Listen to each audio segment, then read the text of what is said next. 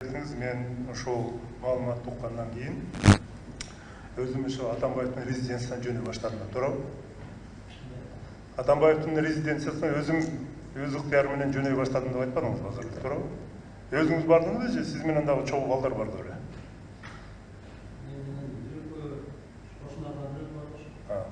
Ошо сиз баратканда ошол 150 метр жетпей сизге ок тийип атат да. Демек сиз тиги ташырып аткан балдарды тарапта болгонсуз го да. Ошон үчүн ок тийип атат да. Микрофонго жооп берсеңиз, стенограммачы. Алар түндүк жактан түштүк жакка жылып барышкан да, өйдө көздөй, тоонук көздөй. Заслон именно өйдө жактан резиденцияга бир 100 метр жетпей, ошол жерде заслон турган. Ошого такалып токтоп калган да, айылдан келаткан балдар. Жок, мен айтып атам, тактап коеюн деп атам, протокол үчүн сизге ок жогу жактан тийип атат да, туурабы?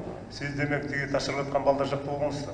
Жок, мен ошондо тигилерди карап тургам да, баягы заслонду карап тургам. Ошондо мага бутка тийип атат да. Ошондо ошол жактан келет да, багыт бир жактан кетет, туурабы? Экинчиден, мына ок чыкканда ар бир сиз укук коргоо органында иштегенсиз, ар бир ок автоматтын же мылтыктын же желим октун өзүнүн үнү болот. Ошого жараша анализ жасалат. Демек, сиздин айтууңуз боюнча ал жерде желим ок эле атылган, огнестрельный боевой оружие менен окко атылган эмес. Артур мырза, бул жерде жанагы светошумовой гранаталар абдан жарылды да. Эми анын үнү башкача болот. Жарылганда, мисалы, башка добушту, башка үндү, мисалы, айырмалаш кыйын болуп калат экен. Ал учурда, мисалы, автоматтанбы же болсо помповый оружиядан атылдыбы билүүгө мүмкүн болгон жок да. Экинчи суроом, ошол жерде сиз айылда жашайсыз, ошо айылдын балдарынын көбүн тааныйсыз да, туурабы? Ооба.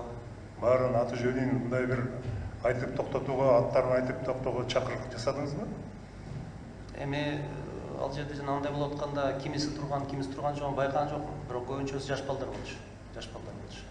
Эми биз баягы кичине улуураак муун болуп калдык. Жаш балдарды ар бирөөнү тааныбайт экенбиз. Атын атаганга же ушундай таанып калган күчкү болчу.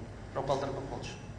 Дагы бир суроо, массалык маалыматтар каражатында убагында Алмаз Шаршенович Атамбаев айтып кетти эле. Мага келген кишилер абдан көп, мени колдогондор көп. Ошолорду тамак бергенде бизде Кой Таштагы генералдар жардам берип атат, мына жылкы сойду, бука сойду деп өзү айтып кетти эле. Сиз ошого кандай баа бересиз? Сиз барсызбы ошонун арасында? Мен бармын. Ошол балдарга тамак аш берип ушундай болгон. Ооба, мен барганда айылдаштар көп экен ал жерде. Андан кийин айтып калышты, ошо кичине тамак аш жана кыйын болот деп. Ошо бир мал союп берген малымча. Дагы бир суроом бар сизге. Эми сиз улуттук коопсуздук кызматында иштеп келдиңиз, сиз билесиз да. Массалык башаламандык деген эмне экенин, бул боюнча кандай каршы иштерди мыйзамды сакташ үчүн жасаш керек экенин, убагында Саруу айылында болгон окуяларды билесиз, кандай акыбал болгонун. Андан тышкары Түштүктүн кээ бир айылында болгон окуяларды билесиз. Ошондо дагы жол тосуп, ташыргутуу, мыйзамды бузуу болгон. Бул окуя боюнча, Кой Таштагы окуя боюнча жол тосуп, барактарды талкалап, кесип, жолду тосушуп, ташыргытышып, мыйзамга карама каршы иштерди жасаган окуяларга сиздин өзүңүздүн жеке бааңыз кандай? Туура болдубу, туура эмес болдубу? Максат эмне эле ошол бала жигиттердин? Бул жерде максат деп айтууга мүмкүн эмес, себеби ал жерде баягы орусча айтканда спонтанный нерсе болуп калды.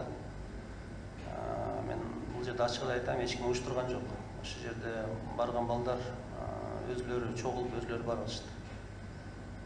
Анан жанагындай массалык башаламандык уюштуруу, эгерде уга турган болсок, сөзсүз биз аны айыптамабыз, сөзсүз биз аны болгон окуялар өз алдынча болгон окуялар болду. Мен билишимче, мен мисалы ошо айылдан деле көп азыр сурап атам, ким уюштурду, кандай болду деп. Бир дагы мындай уюштуруучуну мен азыр көрө алган жокмун. Андан кийин азыр мен сиздин айткан сөзүңүздү түшүнүп атам. Мыйзам боюнча туура, бирок ошо 7-8 боюнча кандай болду, ошо уюштуруучулар болгон жокпу, менде маалымат жок экен. Анан жанагы барымта алынган жигиттер боюнча сизде ошол убакта маалыматтар болгон да? Ошол убакта маалымат болгон жок, себеби мени алып кеткеннен кейін где-то бір 8:30 алып кетті ғой деймін, ол жақтан. 8:30 алып кетті. Дал учурда андай маалымат жок болчу. Барымтага бирөө түшүп калды же болбосо эме болду деп. Андан кийин бияка келип түшкөндөн кийин, больницага баргандан кийин где-то бір саат 11-ге 12-ге чейин кармашты больницада. Кармап, ал учурда койдаш менен эч кандай сотуй связь, байланыш болгон жок.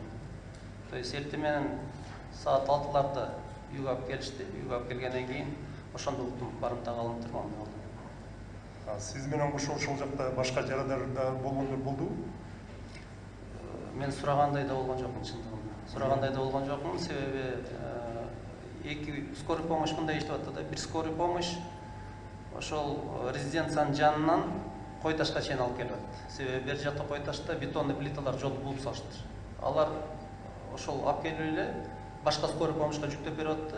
Кийинки скорый помощь болсо шаарда алып кетип атты. Мындай бир скорый помощьтан толук маалымат алууга мүмкүн болгон жок. Себеби жолдун баары жабык болот ошол учурда. Рахмат.